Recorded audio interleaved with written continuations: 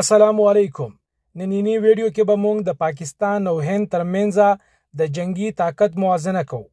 دا ویډیو د هیڅ یو هیواد خلاف نه ده، بلکې یو معلوماتي تجزیه ده چې تاسو پوه شئ چې د دواړو هیوادونو دفاع برخه کوم ځای ولاړه ده. دا ویډیو تر پایه را سره وګورئ. راځئ چې پیل وکړو د فوجي شمیرونه.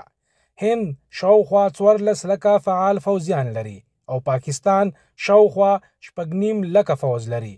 په ریزرو فورسز او نورو امنیتي ادارو کې هم هند شمیره زیاته ده، خو د پاکستان فوج د خپلې سختې روزنې او نظم له کبله ډیر شهرت لري. د هند کلنی دفاعي بجټ شاوخوا 15 ارب ډالر دی او پاکستان 11 ارب دفاعي بجټ لري. دا بجټ د مستقیم وسلو اخیستو، تحقیقاتو او روزنې سره تړاو لري. د دواړو هیوادونو تر ټولو خطرناک اړخ اټومي طاقت دی. هند شاوخوا 160 اټومي وسلې لري او پاکستان هم تقریبا دومره لري. د دې طاقت له امله دواړه هیوادونه د یو لوی جنگ نه ډډه کوي. فضایي طاقت ته وګورو.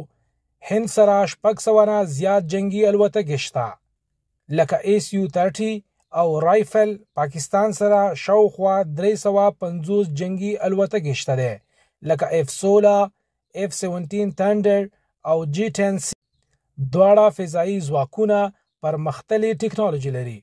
هند سره 1.5 سل نه زیات بحري جهازونه دي، پکې 2 ایرکرافټ کیریرونه هم شامل دي. پاکستان بحریه لږه ده خو عصري ابدوزونه او میزایل سیستمونه لري چې سمندري دفاع مضبوطه وي.